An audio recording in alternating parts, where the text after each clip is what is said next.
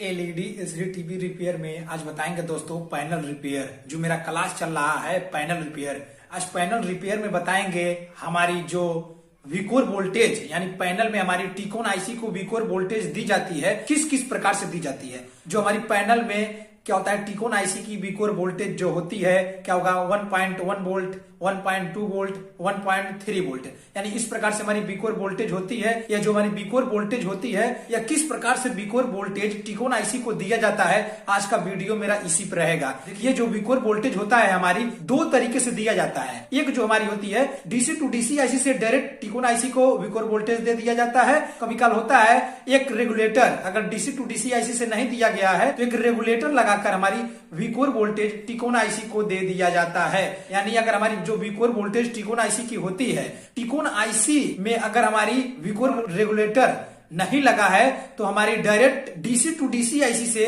टिकोन IC को विकोर voltage मिल जाएगी। यानी अगर रेगुलेटर नहीं लगा है विकोर वोल्टेज वाला तो हमारी डायरेक्ट टिकोन आईसी के लिए डीसी टू डीसी आईसी से टिकोन आईसी के लिए विकोर वोल्टेज निकल के जाएगा। और देखिए जो विकोर वोल्टेज हमारी होती है 1.1 वोल्ट, 1.2 वोल्ट, 1.3 वोल्ट, यह जो हमारी विकोर वोल्टेज होगी यह स्पीड के हिसाब से होगा। यानी सीपीयू की जिस हिसाब से स्पीड होगी उस हिसाब से विकोर वोल्टेज लिया जाएगा। और जो हमारी रैम होती है, DDR1 RAM, DDR2 RAM, DDR3 RAM, DDR4 RAM, ये जो हमारी रैम होती है, रैम यानी विकोर वोल्टेज पर ही हमारी निर्धारित किया जाएगा कि हमारी विकोर वोल्टेज क्या होगी, और विकोर वोल्टेज पर निर्धारित किया जाएगा रैम क्या होगी, और रैम पर निर्धारित किया जाएगा हमारी सीपीयू को जो यानी टिकोन आईसी होती है उसको विकोर वोल्टेज क्या देना है। आज का मेरा वीडियो इसी पर रहेगा। अगर ये वीडियो अगर आप देख लेंगे तो कोई भी पैनल होगी उसका आराम से आप जान जाएंगे कि जो हमारी पैनल होती है, पैनल में किस प्रकार से हमारी टिकोन आईसी को विकोर वोल्टेज दिया जाता है। चलिए देखिए अपने स्क्रीन पर, आज का मेरा क्लास है विकोर वोल्टेज। जो हमारी पैनल होती है, पैनल में विकोर वोल्टेज किस प्रकार से हमारी टिकोन आईसी को दिया जाता है। देखिए आपके स्क्रीन पर दिखाई दे रहा है, ये जो आपके स्क्रीन पर दिखाई दे रहा है इसका पूरा डिटेल भी बताएंगे और इसका फॉल्ट फाइंडिंग भी बताएंगे। अगर विकोर वोल्टेज नहीं बन रही है तो क्या चेक करना है, यानी विकोर वोल्टेज के साथ ही हमारी रैम भी इसमें लिया जाएगा। यह वीडियो देखते रहिएगा। यह वीडियो अगर लास्ट तक देख लेंगे तो कोई भी पैनल होगी आप आराम से जो हमारी क्या होता है विकोर वोल्टेज होती है उसे आप ट्रेस भी कर लेंगे, विकोर वोल्टेज हमारी कैसे बनती है, और उसे फॉल्ट फाइंडिंग भी आराम से कर लेंगे। ये वीडियो देखिए, मिस मत करिएगा। ये अगर वीडियो देख लेंगे तो आप आराम से चेक कर सकते हैं हमारी विकोर वोल्टेज रेगुलेटर से बन रही है कि हमारी डीसी टू डीसी आईसी से बन रही है। ये वीडियो देखते रहिए।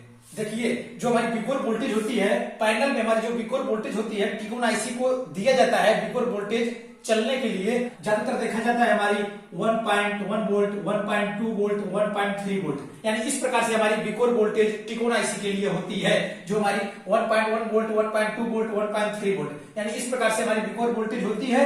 विकोर वोल्टेज पर ही निर्धारित किया जाएगा हमारी रैम क्या होगी। ये बात याद रखिए, क्या होगा, विकोर वोल्टेज पर ही हमारे निर्धारित किया जाएगा रैम क्या होगा। ये बात याद रखिए, क्योंकि विकोर वोल्टेज के द्वारा ही हमारी रैम निर्धारित किया जाएगा। क्योंकि देखिए जितनी हमारी यानी टिकोन आईसी की जितनी कम विकोर वोल्टेज होगी वो हमारी टिकोन आईसी उतनी तेजी से काम करेगी। ये बात याद रखिए, यानी हमारी विकोर वोल्टेज जितनी हमारी टिकोन आईसी की कम विकोर वोल्टेज होगी वो हमारी टिकोन आईसी उतनी स्पीड काम करेगी। यानी अगर हमारी जितनी कम विकोर वोल्टेज होगी उतनी हिसाब से हमारी डीडीआर रैम ज्यादा लिया जाएगा।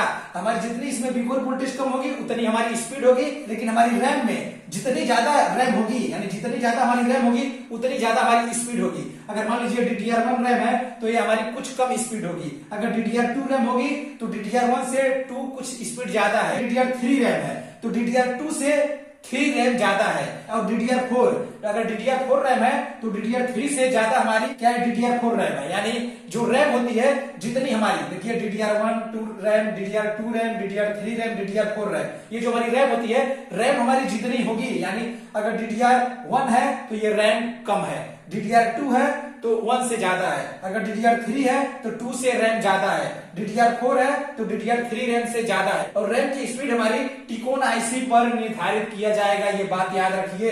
अगर हमारी टिकोन आईसी की जो विकोर वोल्टेज होगी, जितनी हमारी विकोर वोल्टेज कम होगी उतनी हमारी टिकोन आईसी तेजी से काम करेगी। और तेजी से काम करने के लिए उस हिसाब से हमारी टिकोन आईसी में रैम फिक्स की जाएगी। ये बात याद रखिए। यानी जो हमारी विकोर वोल्टेज होती है, विकोर वोल्टेज पर ही हमारी निर्धारित किया जाएगा रैम क्या होगी, और रैम पर ही निर्धारित किया जाएगा हमारी विकोर वोल्टेज क्या होगी। ये बात याद रखिए, क्योंकि देखिए ये बहुत महत्वपूर्ण टॉपिक है।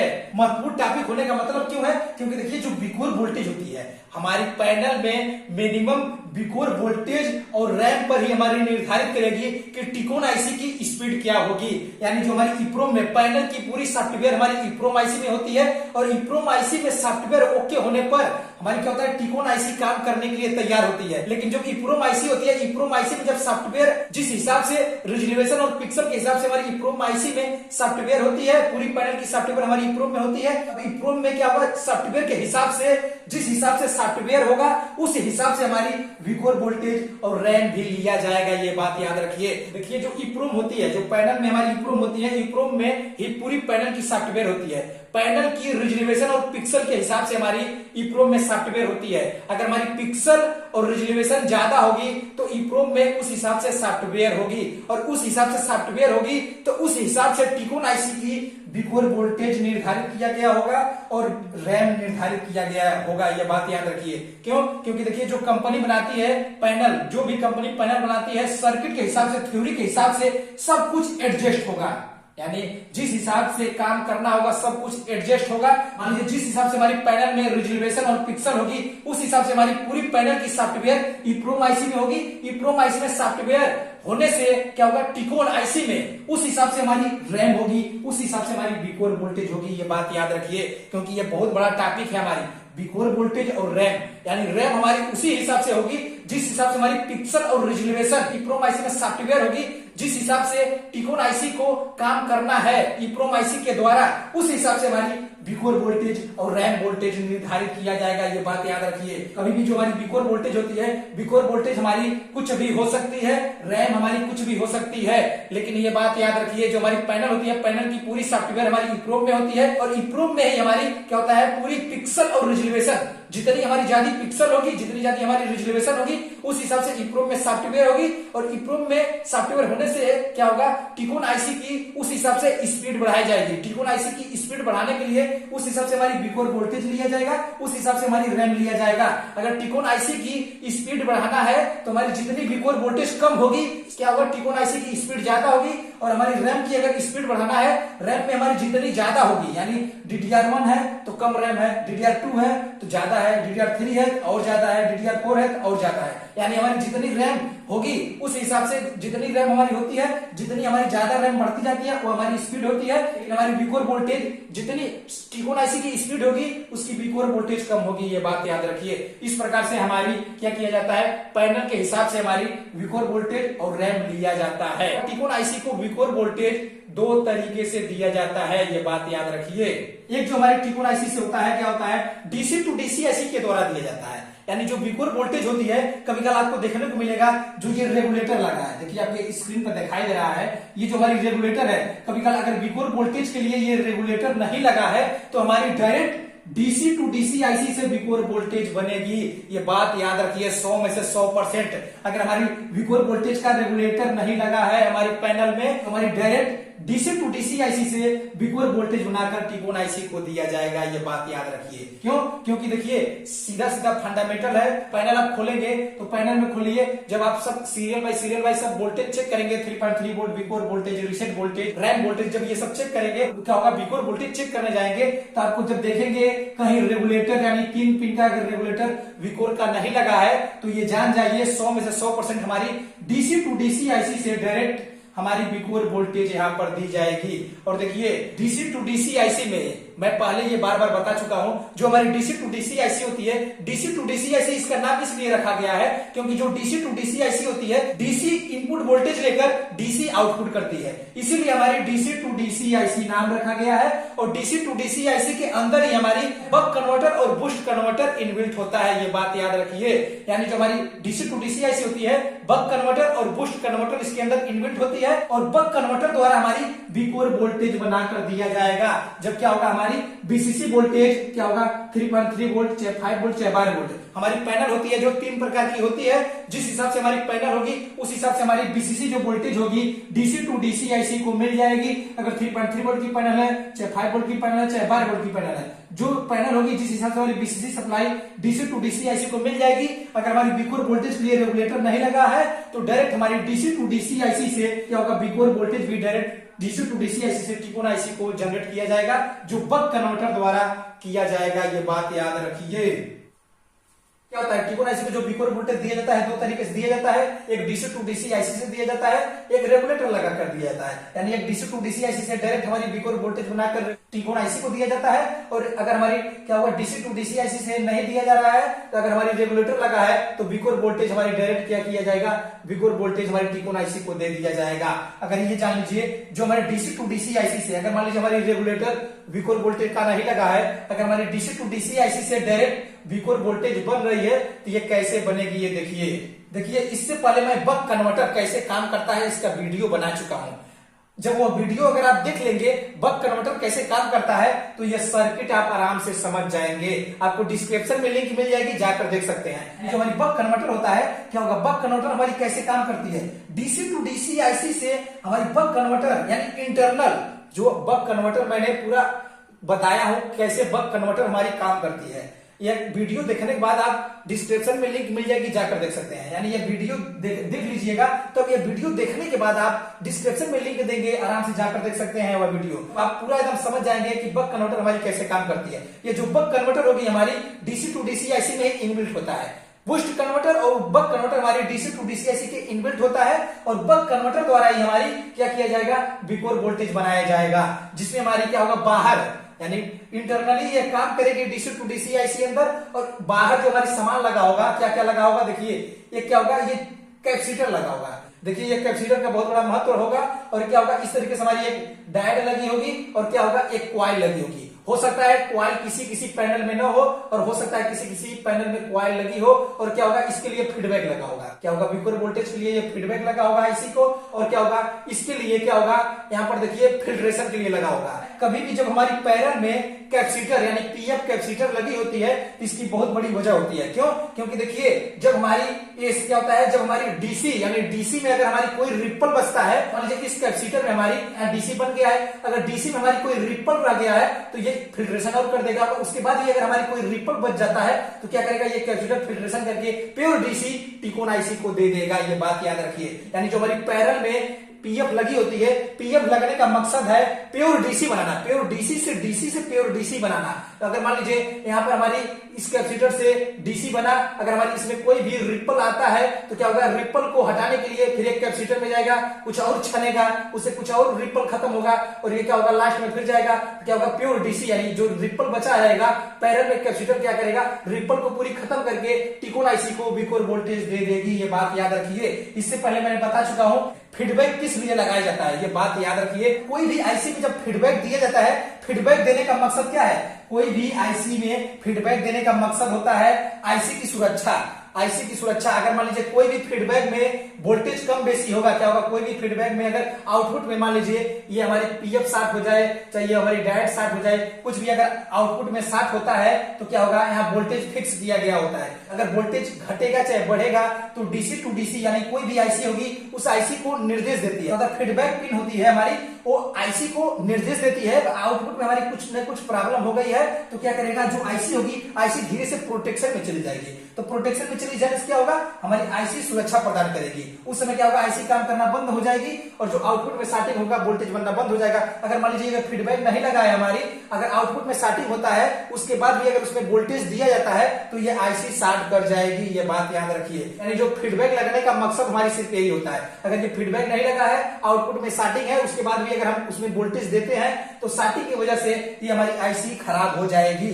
अगर फीडबैक लगने का मकसद क्या है, फीडबैक पिन जो दी होती है, ये हमारी क्या होता है, फीडबैक जो पिन होती है किसी भी आईसी का, ये बहुत ही जानकार वाली पिन होती है, यानी बहुत जानकार वाली पिन होती है, किसी भी आईसी को निर्देश देती रहती है। यानी मेन्यू में यहाँ वोल्टेज घट रहा है बढ़ रहा है तो डायरेक्ट ये आईसी को निर्देश देती है। अगर यहाँ कोई भी मान लीजिए कुछ वोल्टेज नहीं बन रहा है, चाहे बीप की आवाज यानी 60 हो गया है, कुछ भी हो गया है, या वोल्टेज घटेगा बढ़ेगा या वोल्टेज न हो, यानी जो फिक्स वोल्टेज है, अगर फिक्स वोल्टेज मिलेगा तभी ही आउटपुट में वोल्टेज बनेगा। अगर इस फीडबैक में कुछ भी वोल्टेज कम या बेसी होता है तो क्या होगा, ये जो फीडबैक पिन होती है आईसी को निर्देश देगी, यानी आउटपुट में कुछ ना कुछ प्रॉब्लम है तो क्या करेगा, जो आईसी होगी आईसी धीरे से प्रोटेक्शन में चली जाएगी, जिससे आईसी सुरक्षा प्रदान करेगी, आईसी खराब नहीं होगी। ये बात याद रखिए। अगर मान लीजिए हमारी डीसी टू डीसी आईसी से विकोर वोल्टेज बनाया जा रहा है, अगर हमारी डीसी टू डीसी आईसी से डायरेक्ट विकोर वोल्टेज बनाया जा रहा है, अगर मान लीजिए हमारी विकोर वोल्टेज नहीं बन रही है तो इसको आप कैसे चेक करेंगे। अगर मान लीजिए हमारी डीसी टू डीसी आईसी से बक कन्वर्टर हमारी काम नहीं कर रही है,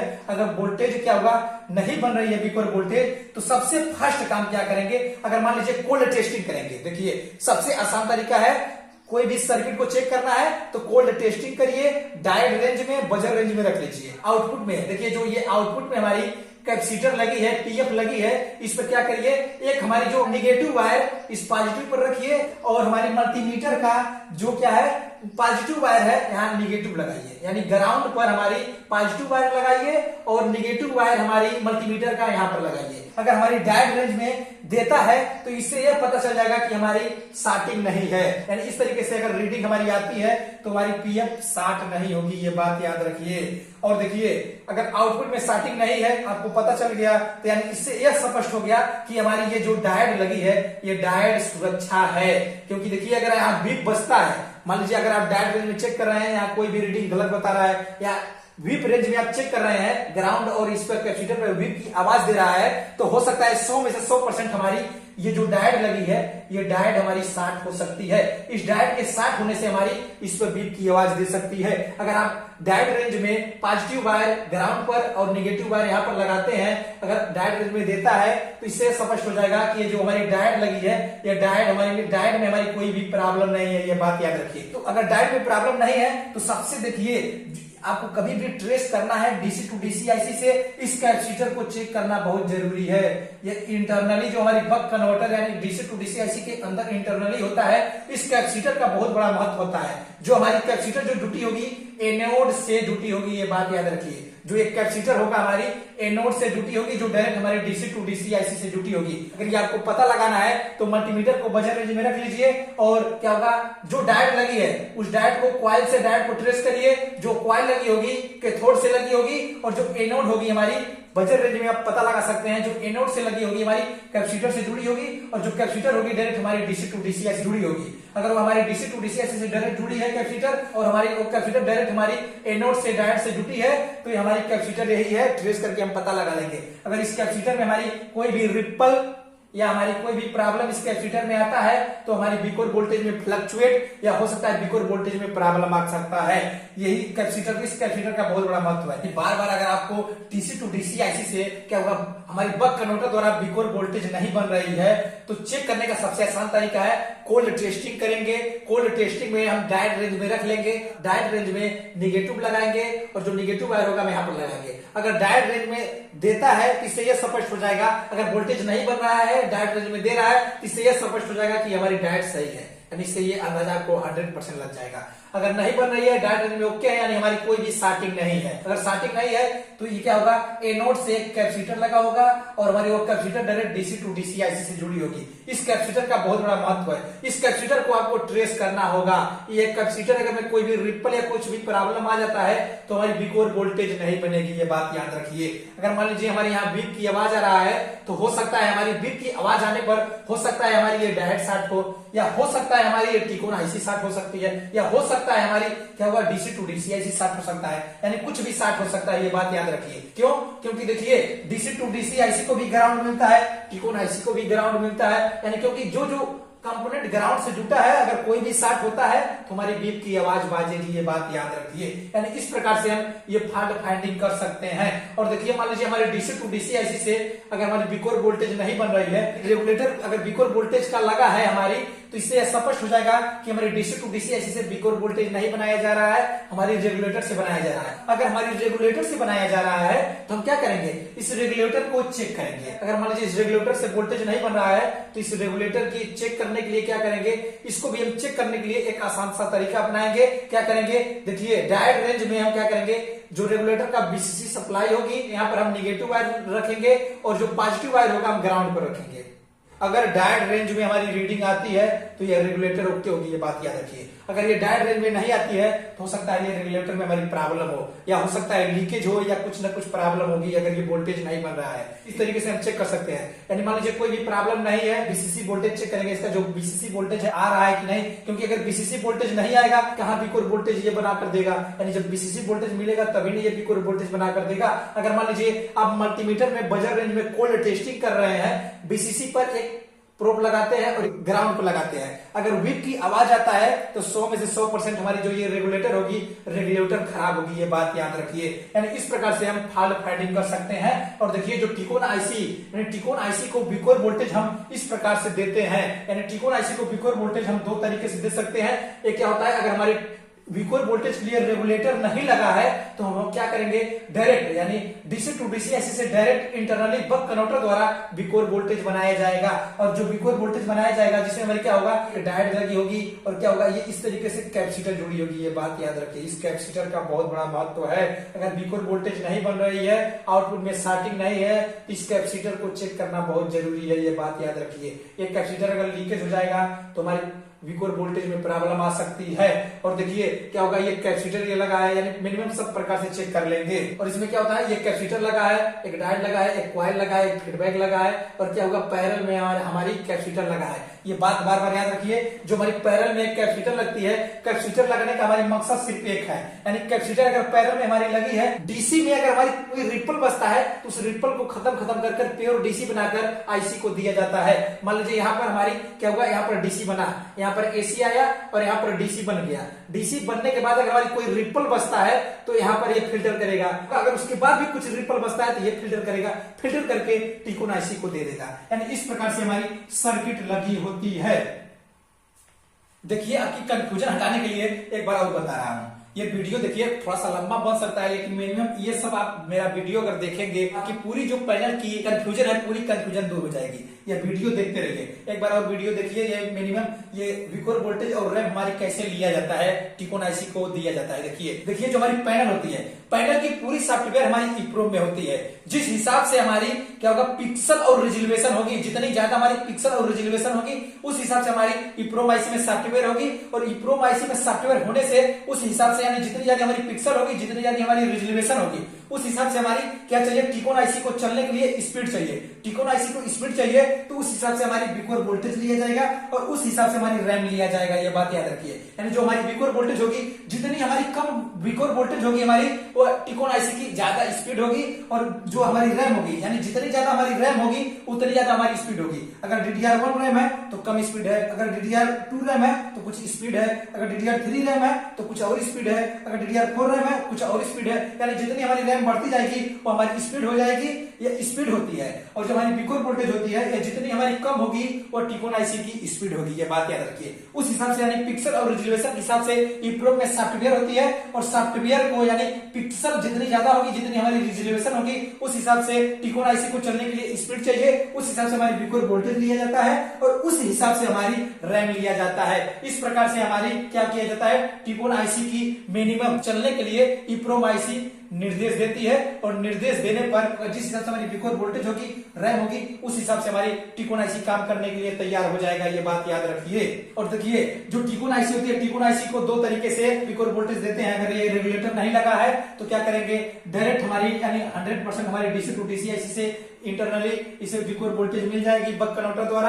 और तीन प्रकार की पैनल होती है, एक होता है 3.3 वोल्ट की पैनल, एक 5 वोल्ट की पैनल होती है, एक 12 वोल्ट की पैनल होती है। अगर मान लीजिए हमारी क्या होगा, इसमें से हमारी 3.3 वोल्ट की पैनल है। देखिए जो टिकोन आईसी होती है, टिकोन आईसी की बीसीसी सप्लाई 3.3 वोल्ट होती है। अगर मान लीजिए हमारी 3.3 वोल्ट की पैनल है तो डायरेक्ट हमारी 3.3 वोल्ट टिकोन आईसी को दे दिया जाएगा। अगर 5 वोल्ट की पैनल है तो इसी प्रकार से रेगुलेटर लगाकर हमारी टिकोन आईसी को 3.3 वोल्ट दे दिया जाएगा। अगर मान लीजिए 12 वोल्ट की पैनल है तो टिकोन आईसी को 3.3 वोल्ट देने के लिए डीसी टू डीसी आईसी से बक कन्वर्टर द्वारा 3.3 वोल्ट बनाकर टिकोन आईसी को दे दिया जाएगा। और टिकोन आईसी को जब दे दिया जाएगा तो क्या होगा, टिकोन आईसी काम करने के लिए तैयार हो जाएगी, बिकोर वोल्टेज मिल जाएगा। अगर मान लीजिए रेगुलेटर नहीं लगा है तो vcore voltage DC to DC IC मिल जाएगा। यानी इस प्रकार से टिकोन आईसी को चलने के लिए जो बीसीसी चाहिए 3.3 वोल्ट मिल जाएगा, बिकोर वोल्टेज मिल जाएगा, रीसेट वोल्टेज मिल जाएगा, रैंप वोल्टेज मिल जाएगा।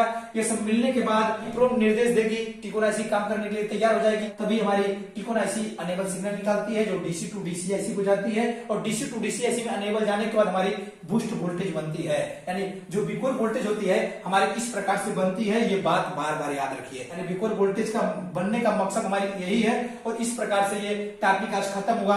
और इसमें बताना चाहता हूँ, इससे पहले मेरा हर चीज पे वीडियो बन चुका है। पैनल कैसे रिपेयर करते हैं, सॉफ्टवेयर कैसे डालते हैं, चाहे एंड्रॉइड टीवी हो चाहे नॉर्मल टीवी हो, पावर सप्लाई कैसे रिपेयर करते हैं, ईएमएमसी क्या होती है, इसकी पूरी डिटेल वीडियो बन चुकी है। यह वीडियो देखने के बाद एक बार डिस्क्रिप्शन में लिंक जरूर चेक कर लीजिएगा।